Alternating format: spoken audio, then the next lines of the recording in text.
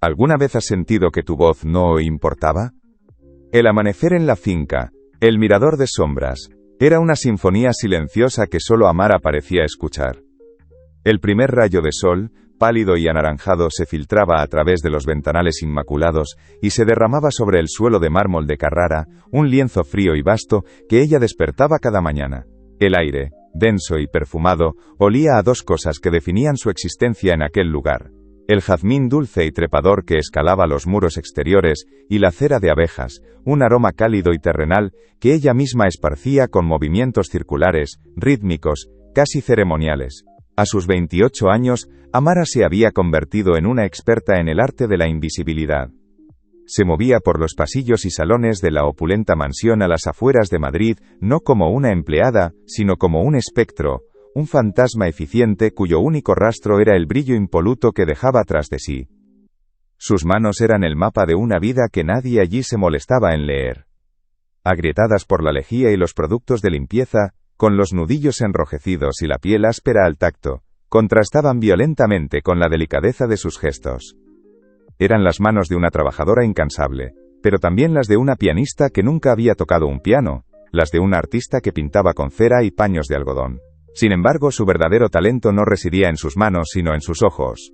Amara era una observadora nata, una coleccionista de detalles insignificantes que, juntos, componían el verdadero retrato de la vida en la mansión. Veía el casi imperceptible temblor en la mano de Isabella, la prometida del señor, cuando ésta sostenía una copa de vino, y hablaba de su modesto pasado, un temblor que delataba una ansiedad profunda, bajo su fachada de serenidad aristocrática. Notaba cómo la sonrisa de la mujer, aunque amplia y deslumbrante, nunca, jamás, llegaba a sus ojos, dos pozos gélidos de un azul calculado. Y captaba, sobre todo, la fugaz y depredadora mirada que Isabella lanzaba a su móvil de última generación, cuando creía que nadie la observaba, un destello de urgencia, que rompía por completo su estudiada compostura. Esos pequeños fragmentos de verdad, eran los que Amara guardaba para sí, tesoros peligrosos que le confirmaban que en aquella casa de ensueño algo estaba profundamente podrido, y se preguntaba cuándo llegaría el día en que todas esas piezas encajaran para revelar el monstruo que se escondía a plena vista. La mansión pertenecía a Javier Montenegro, un hombre cuya historia era tan imponente como la propia finca. Se había hecho a sí mismo desde la nada, amasando una fortuna que ahora parecía una fortaleza erigida para proteger un corazón vacío. Hacía 3 años que había enviudado, y la soledad se había adherido a él como una segunda piel, un traje caro y pesado que ni todo el dinero del mundo podía aligerar. Amara, desde su posición invisible, había sido testigo de esa soledad, pero también de una bondad genuina que Javier dispensaba en pequeños gestos, como si temiera que mostrarla abiertamente fuera una debilidad. Recordaba con una nitidez dolorosa el día en que su hermano pequeño enfermó. El tratamiento era carísimo, inalcanzable, una sentencia que pesaba sobre su familia como una losa. Ella nunca pidió nada, el orgullo se lo impedía, pero de alguna manera, Javier se enteró. Una mañana, sin mediar palabra, el coste íntegro del tratamiento apareció ingresado en su cuenta. No hubo discursos, ni gestos condescendientes, solo un escueto: «Espero que se recupere pronto, Amara», cuando se cruzaron en el pasillo. Aquel acto de humanidad silenciosa había forjado en ella una lealtad más fuerte que cualquier contrato laboral. Él también era el único que recordaba su sueño. «¿Cómo van esos estudios de derecho, Amara?», le preguntaba a veces con un interés real en la mirada. Creía que ella los había abandonado por falta de tiempo y dinero, pero la verdad era que seguía adelante, en secreto, robándole horas al sueño y destinando cada céntimo que ahorraba de su exiguo sueldo a pagar las matrículas. Estudiaba de noche, con los libros abiertos sobre la pequeña mesa de la cocina de su apartamento, impulsada por la decencia de aquel hombre. Pero la bondad de Javier era también su ceguera, y esa ceguera tenía nombre: Isabella de la Fuente. Había aparecido en su vida como una respuesta a sus plegarias, una mujer de belleza escultural y un encanto tan perfecto que parecía diseñado en un laboratorio. Para Javier ella era la reencarnación de la alegría perdida, una luz cegadora que le impedía ver las sombras que proyectaba. Para Amara, sin embargo, era una depredadora vestida de seda, una cazadora que había olido la herida de un hombre solitario, y se preparaba para dar el golpe de gracia. Comenta desde dónde nos ves, y pulsa en suscribirse ahora. Es gratis y no sales del vídeo. La tensión en la casa se había ido acumulando de forma gradual, como la presión atmosférica antes de una tormenta de verano. El aire se sentía pesado, eléctrico, cargado de secretos y palabras no dichas. Amara se había convertido en la receptora involuntaria de los indicios, pequeños fragmentos de la verdad que Isabella iba dejando caer como migas de pan envenenadas. Una tarde, mientras limpiaba los ventanales del salón que daban al jardín, la escuchó hablar por teléfono junto a la piscina. Su voz, normalmente un arrullo meloso cuando estaba con Javier, era ahora un siseo afilado y urgente. Las palabras llegaron a Amara amortiguadas por el cristal, pero nítidas en su amenaza. El plazo se acaba, no puedo estirarlo más. Es el último golpe, te lo juro, y saldaremos todas las deudas. La palabra golpe resonó en la cabeza de Amara, despojando a Isabella de todo su glamour, y revelando la vulgaridad de su plan. En otra ocasión, la vio manipular a Javier con una maestría teatral. Uno de los amigos más antiguos del señor, un hombre rudo pero leal, vino de visita. A Isabella no le gustó su franqueza. Esa noche, Amara la vio acercarse a Javier, con los ojos llenos de lágrimas de cocodrilo perfectamente ensayadas, quejándose de un comentario imaginario, de una falta de respeto inexistente. Vio cómo Javier, atrapado en su red, se tensaba y al día siguiente, llamaba a su amigo para cancelar su próxima partida de golf. Isabella lo estaba aislando, podando sus raíces, dejándolo solo y vulnerable para cuando decidiera atacar. El resto del servicio doméstico percibía la misma amenaza, pero prefería mirar hacia otro lado. El miedo era una moneda de cambio más valiosa que la verdad. No te metas, niña, no es tu guerra, le había susurrado Elvira, la cocinera, una mañana mientras amasaba el pan con una fuerza que era pura frustración contenida. Sus manos, cubiertas de harina, y sus ojos, llenos de un miedo pragmático y antiguo, suplicaban a Amara que agachara la cabeza como ellos. Pero para Amara, sí era su guerra. La decencia de Javier, el recuerdo del dinero que salvó a su hermano, el interés por sus estudios. Esa humanidad que él le había mostrado sin pedir nada a cambio, había forjado en ella un escudo de lealtad inquebrantable. No podía quedarse de brazos cruzados mientras la depredadora se preparaba para devorar al único hombre bueno que había conocido en aquel mundo de apariencias. Sabía que se estaba acercando a un precipicio, pero sentía que retroceder ya no era una opción. La fiesta de compromiso fue el escenario elegido para la coronación de Isabella. El jardín de la finca, normalmente un remanso de paz, se había transformado en un hervidero de la alta sociedad madrileña. El sol se hundía en el horizonte, tiñendo el cielo de naranjas y púrpuras violentos, un telón de fondo dramático para la farsa que estaba a punto de consumarse. El tintineo de las copas de champán se mezclaba con el suave murmullo de las conversaciones vacías, y la melodía elegante de un cuarteto de cuerda que tocaba en un rincón. Amara se movía entre los invitados, una sombra con una bandeja de plata, rellenando copas, recogiendo canapés a medio comer. Sentía la textura áspera de su uniforme negro contra su piel sudorosa, una armadura humilde en medio de un desfile de sedas y joyas. Cada sonrisa que recibía era condescendiente, cada mirada la atravesaba sin verla. Para ellos, era parte del decorado. Pero ella lo veía todo. Veía a Javier, radiante, con un brillo en los ojos que no tenía desde la muerte de su esposa, un hombre enamorado y feliz, ajeno al abismo que se abría a sus pies. Y veía a Isabella, aferrada a su brazo, resplandeciente en un vestido blanco que parecía gritar inocencia. La luz de los farolillos se reflejaba en los ojos de la mujer, y Amara pudo distinguir lo que nadie más veía. No era felicidad, era el brillo del triunfo rapaz, la mirada de un lobo que finalmente acorrala a su presa. El corazón de Amara martilleaba contra sus costillas, un tambor sordo y frenético que amenazaba con ahogar la música y las risas. Entonces, Javier levantó su copa, pidiendo silencio. El murmullo cesó. Todas las miradas se centraron en él. El momento había llegado. Él iba a anunciar la fecha de la boda, a sellar su destino.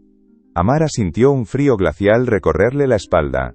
Si hablaba, lo perdería todo: su trabajo, el sustento de su familia, el dinero para sus estudios, la única estabilidad en su precaria vida.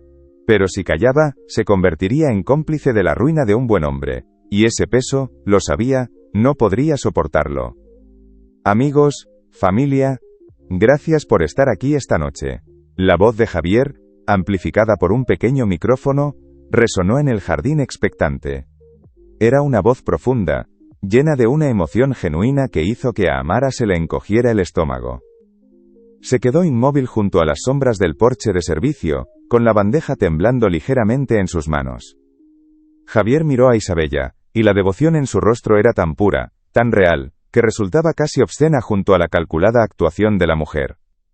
Como sabéis, desde que perdí a mi querida Elena, pensé que la felicidad era un capítulo cerrado en mi vida. Pero entonces apareció este ángel. La sonrisa de Isabella fue deslumbrante, una obra de arte de la falsedad. La multitud emitió un suspiro colectivo de aprobación. Amara sintió una oleada de náuseas. Ángel, si supieran la verdadera naturaleza de aquel ser. Isabella ha devuelto la luz a esta casa y a mi corazón, continuó Javier, levantando aún más su copa. Y por eso, no puedo esperar un día más para hacerla mi esposa. Con una inmensa alegría, quiero anunciarles que nos casaremos el primer sábado de junio.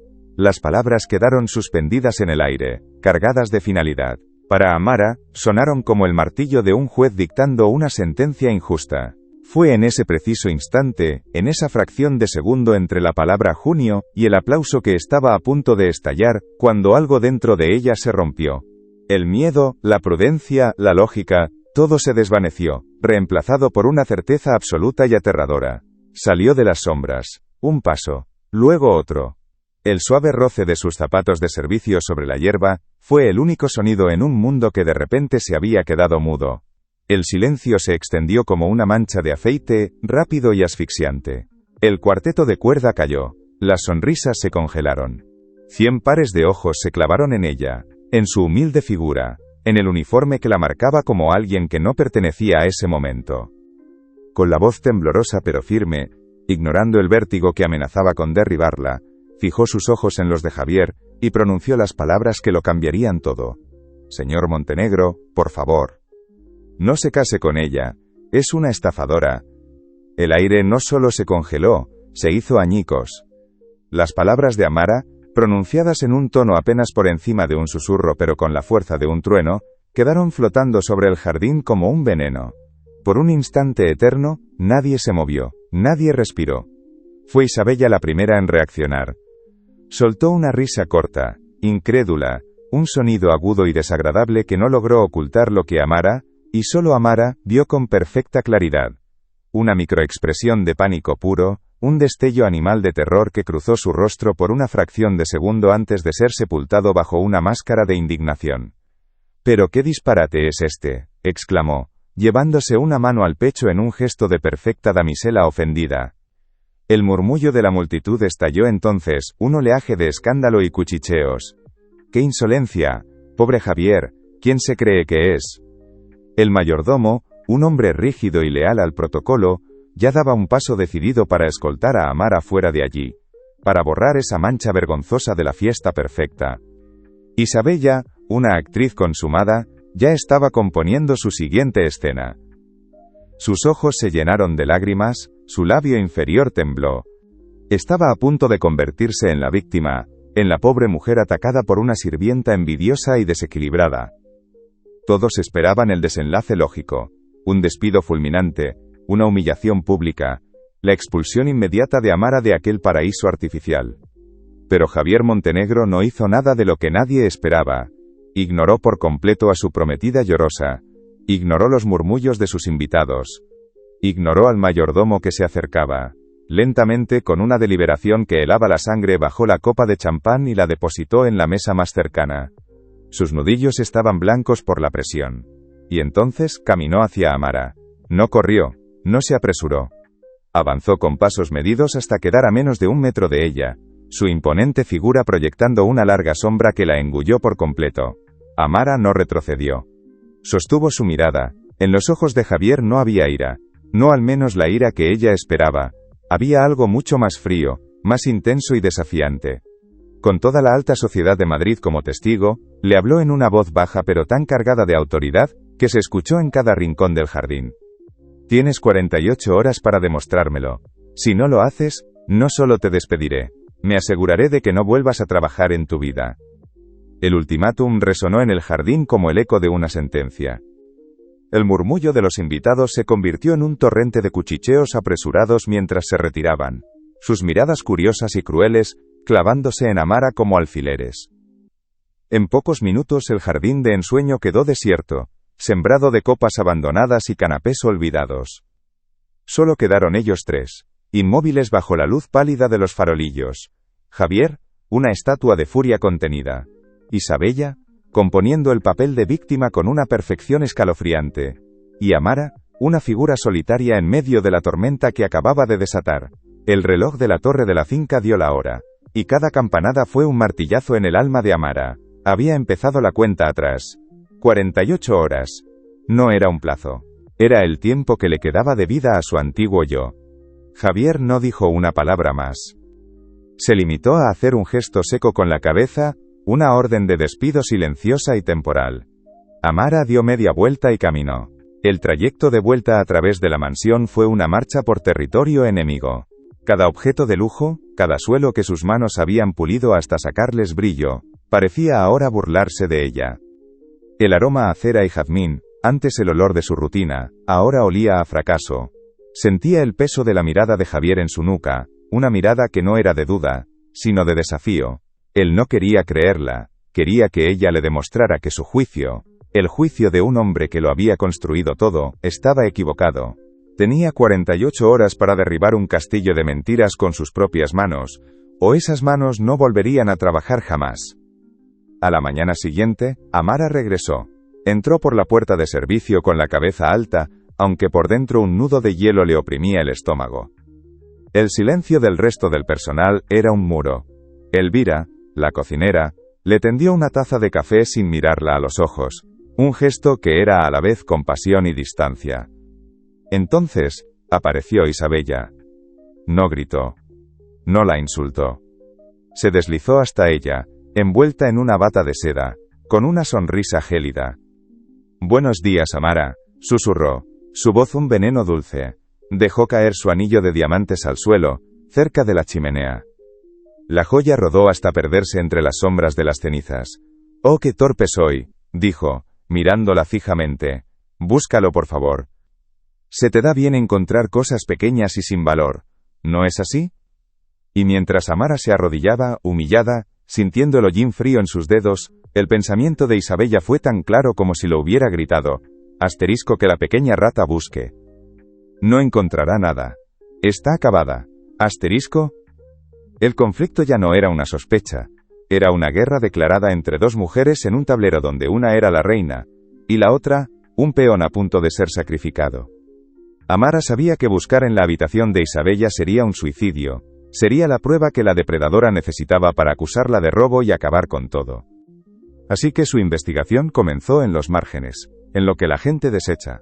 Revisó cada bolsa de basura antes de que saliera de la casa, cada papelera, cada recibo arrugado. Nada. El tiempo se escurría como arena entre sus dedos. Limpiando el despacho de Javier, se dio cuenta de que él nunca apagaba su ordenador. En la pantalla, un programa de monitorización de la red doméstica mostraba todos los dispositivos conectados. Y allí estaba, el móvil de Isabella, con un tráfico de datos inusualmente alto hacia una dirección IP encriptada y no rastreable. Era un hilo, fino y casi invisible, pero era el primero que tenía. La tensión se apoderó de cada rincón de la casa.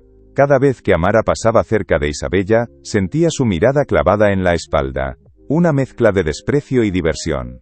La mujer disfrutaba del espectáculo, segura de su victoria. Incluso Javier parecía haberla olvidado, sumido en un silencio glacial. Amara sentía que el aire se volvía más denso, que las paredes se estrechaban a su alrededor. No solo luchaba contra Isabella, luchaba contra el tiempo, contra el miedo de los demás, y contra la lealtad ciega del hombre al que intentaba salvar. A mediodía del segundo día, Javier la llamó a su despacho. No le pidió que se sentara. Se quedó de pie detrás de su imponente escritorio de caoba, un juez a punto de dictar sentencia. No había rastro de la amabilidad que le había mostrado en el pasado. Sus ojos eran dos esquirlas de hielo. «El tiempo corre, Amara», dijo. Su voz era un murmullo grave y cortante. «Y yo no veo nada. Solo veo a una empleada que ha perdido la cabeza y ha humillado a mi futura esposa». No era una pregunta. Era una afirmación. una invitación a que se rindiera. Esa noche, a falta de 10 horas para que el plazo expirara, Amara se sentó en la diminuta cocina de su apartamento. Sobre la mesa, junto a una cena sin tocar, reposaban sus libros de derecho. Los miró, y sintió una oleada de desesperación. ¿De qué servían las leyes en un mundo donde la verdad no tenía voz? Lo había perdido todo. La dirección IP era una pista inútil sin los medios para rastrearla. Estaba acorralada, sola y a punto de ser aplastada. Las palabras de Javier, «Me aseguraré de que no vuelvas a trabajar en tu vida», retumbaban en su cabeza. El peso de su fracaso era tan grande que apenas podía respirar. Y entonces, en el punto más bajo de su desesperación, su mirada se posó en una pequeña nota pegada en la nevera. Era un dibujo de su hermano pequeño, un sol sonriente con un «gracias» escrito debajo. El recuerdo del dinero del tratamiento, del gesto silencioso de Javier, la golpeó con la fuerza de un relámpago. Él no se enteró solo. Alguien se lo tuvo que decir. Alguien que conocía su situación. Alguien de dentro. Y solo podía ser una persona. Elvira. La cocinera, con sus manos de harina y sus ojos llenos de un miedo pragmático. Elvira, que la evitaba pero le daba café. Elvira no solo había visto la crueldad de Isabella, tenía que haber oído algo. La prueba no era un objeto. Era una persona. La llave no era lo que ella pudiera encontrar, sino a quien pudiera convencer. Se levantó de un salto, el corazón martilleando con una nueva y feroz esperanza. Si este giro te ha sorprendido, deja tu like y ayuda a que esta historia llegue más lejos. Agarró las llaves y salió corriendo a la fría noche de Madrid. El reloj seguía corriendo, pero el sonido ya no era el de una bomba a punto de estallar, sino el de un corazón que volvía a latir con fuerza. Ya no se trataba de encontrar pruebas, se trataba de despertar una conciencia, de recordarle a otra mujer que el miedo es una jaula solo si dejas que te encierre. Una voz valiente no siempre es la que grita más fuerte, sino la que se atreve a despertar a las demás. No dejes que esta historia se detenga aquí. Compártela con alguien que necesite escuchar esto ahora mismo. El ultimátum de Javier cayó sobre el jardín como una losa de granito, aplastando el murmullo de la fiesta. Los invitados se evaporaron en un instante, llevándose consigo sus sonrisas forzadas y sus cuchicheos escandalizados, dejando tras de sí un campo de batalla sembrado de copas abandonadas. Bajo la luz pálida de los farolillos, solo quedaron 3 figuras. Javier, una estatua de furia contenida, con la mirada fija en el horizonte como si reevaluara todo su mundo. Isabella, cuyo rostro de víctima perfecta empezaba a resquebrajarse, revelando finas líneas de un pánico helado alrededor de sus ojos. Y Amara, sola en el centro de todo, sintiendo cómo el reloj de la torre de la finca comenzaba a dar la hora, cada campanada un martillazo que sellaba su destino, y ponía en marcha una cuenta atrás de 48 horas. No era una oportunidad, era un precipicio. Si este giro te ha sorprendido, deja tu like y ayuda a que esta historia llegue más lejos. El ultimátum de Javier cayó sobre el jardín como una losa de granito, aplastando el murmullo de la fiesta. Los invitados se evaporaron en un instante, llevándose consigo sus sonrisas forzadas y sus cuchicheos escandalizados, dejando tras de sí un campo de batalla sembrado de copas abandonadas. Bajo la luz pálida de los farolillos, solo quedaron 3 figuras. Javier, una estatua de furia contenida, con la mirada fija en el horizonte, como si revaluara todo su mundo. Isabella, cuyo rostro de víctima perfecta empezaba a resquebrajarse, revelando finas líneas de un pánico helado alrededor de sus ojos. Y Amara, sola en el centro de todo, sintiendo cómo el reloj de la torre de la finca comenzaba a dar la hora, cada campanada un martillazo que sellaba su destino, y ponía en marcha una cuenta atrás de 48 horas. No era una oportunidad. Era un precipicio. Javier no dijo una palabra más. Se limitó a hacer un gesto seco con la cabeza. Una orden de despido silenciosa y temporal. Amara dio media vuelta y caminó. El trayecto de vuelta a través de la mansión fue una marcha por territorio enemigo. Cada objeto de lujo, cada suelo que sus manos habían pulido hasta sacarles brillo, parecía ahora burlarse de ella. El aroma a cera y jazmín, antes el olor de su rutina, ahora olía a fracaso. Sentía el peso de la mirada de Javier en su nuca, una mirada que no era de duda, sino de desafío. Él no quería creerla. Quería que ella le demostrara que su juicio, el juicio de un hombre que lo había construido todo, estaba equivocado. Tenía 48 horas para derribar un castillo de mentiras con sus propias manos, o esas manos no volverían a trabajar jamás. A la mañana siguiente, Amara regresó. Entró por la puerta de servicio con la cabeza alta aunque por dentro un nudo de hielo le oprimía el estómago. El silencio del resto del personal era un muro. Elvira, la cocinera, le tendió una taza de café sin mirarla a los ojos, un gesto que era a la vez compasión y distancia. Entonces apareció Isabella. No gritó. No la insultó. Se deslizó hasta ella, envuelta en una bata de seda, con una sonrisa gélida. «Buenos días, Amara», susurró, su voz un veneno dulce. Dejó caer su anillo de diamantes al suelo, cerca de la chimenea. La joya rodó hasta perderse entre las sombras de las cenizas.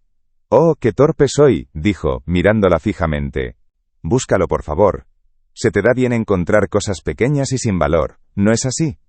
Amara sabía que buscar en su habitación sería un suicidio, así que su investigación comenzó en los márgenes. Limpiando el despacho de Javier, se dio cuenta de que él nunca apagaba su ordenador. En la pantalla, un programa de monitorización de la red doméstica mostraba todos los dispositivos conectados. Y allí estaba, el móvil de Isabella, con un tráfico de datos inusualmente alto hacia una dirección IP encriptada. Era un hilo, fino y casi invisible, pero era el primero que tenía. Asterisco que la pequeña rata busque. No encontrará nada. Está acabada. Asterisco. A mediodía del segundo día, el aire en la mansión se había vuelto irrespirable. Javier la llamó a su despacho. No le pidió que se sentara.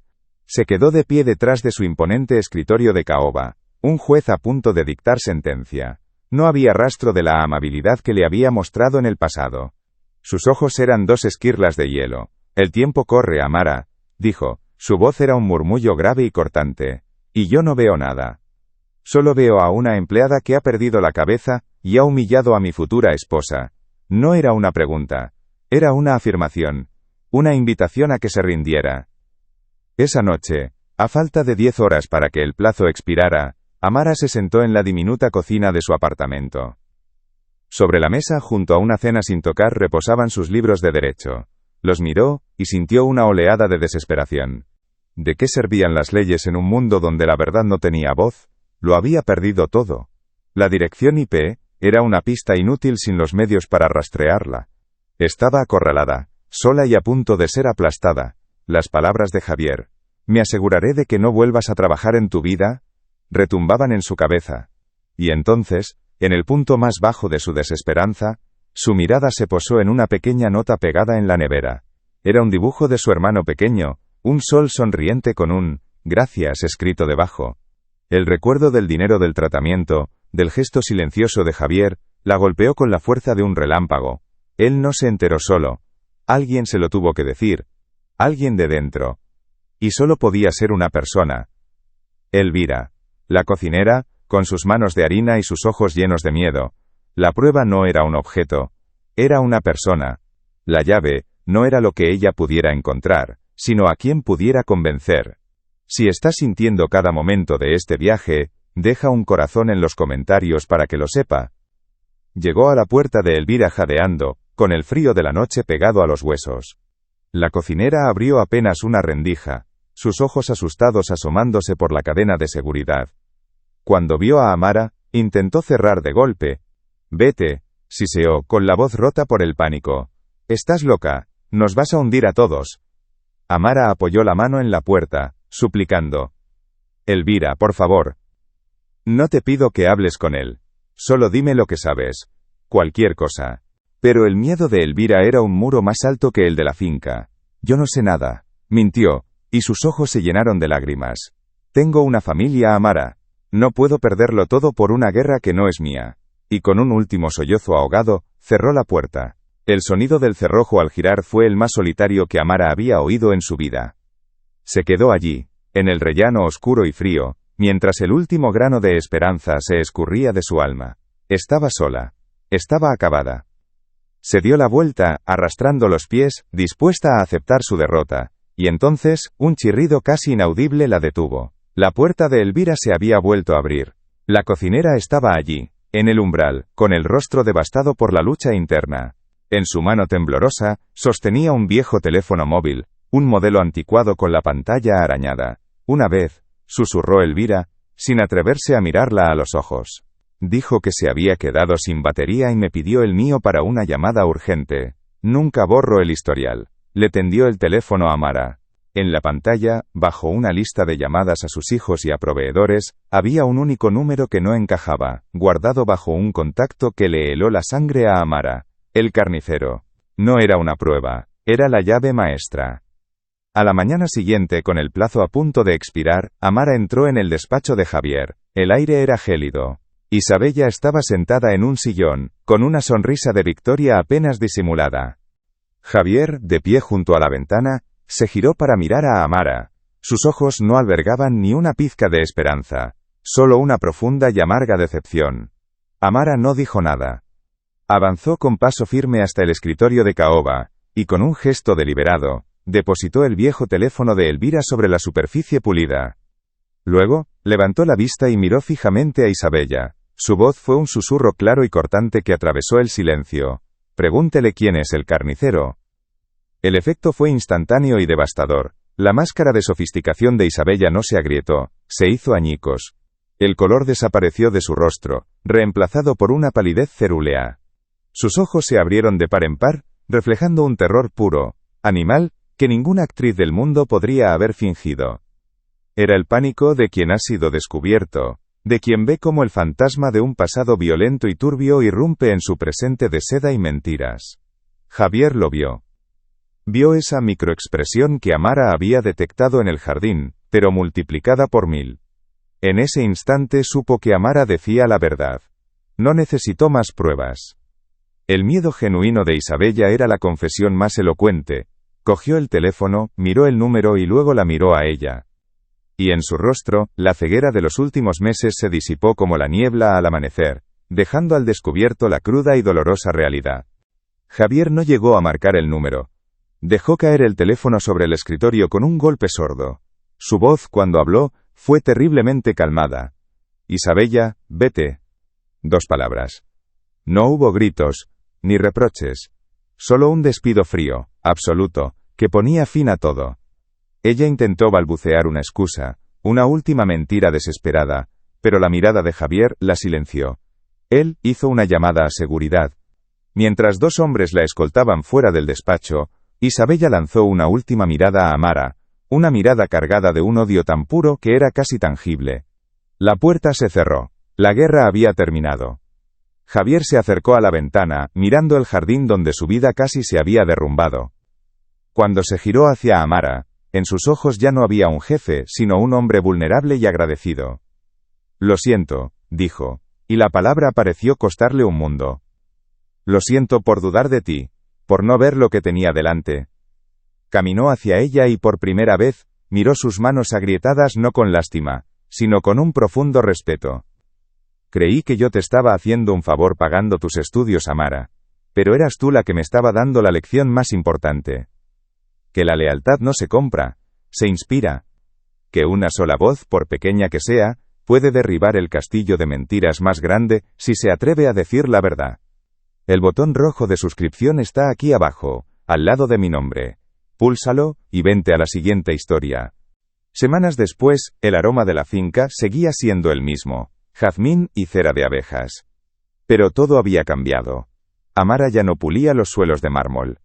Estaba sentada en la inmensa biblioteca, rodeada de los libros de derecho que Javier había insistido en comprarle, con un tutor personal pagado por él. Levantó la vista de un grueso volumen de derecho penal, y vio su propio reflejo en la superficie pulida de la mesa. Ya no era un fantasma. Era una mujer que había encontrado su voz, no gritando, sino defendiendo la verdad en el momento exacto. Y al hacerlo, no solo había salvado a un hombre bueno de la ruina, se había salvado a sí misma, demostrando que el valor más grande no reside en la fuerza que tienes, sino en la que descubres cuando decides no volver a callar. Semanas después, el aroma de la finca seguía siendo el mismo, jazmín y cera de abejas, pero todo había cambiado. Amara ya no pulía los suelos de mármol. Estaba sentada en la inmensa biblioteca, rodeada de los libros de derecho que Javier había insistido en comprarle, con un tutor personal pagado por él. Levantó la vista de un grueso volumen de derecho penal, y vio su propio reflejo en la superficie pulida de la mesa. Ya no era un fantasma. Era una mujer que había encontrado su voz. No gritando, sino defendiendo la verdad en el momento preciso. Y al hacerlo, no solo había salvado a un hombre bueno de la ruina, se había salvado a sí misma, demostrando que el valor más grande no reside en la fuerza que se tiene, sino en la que se descubre cuando decides no volver a callar jamás.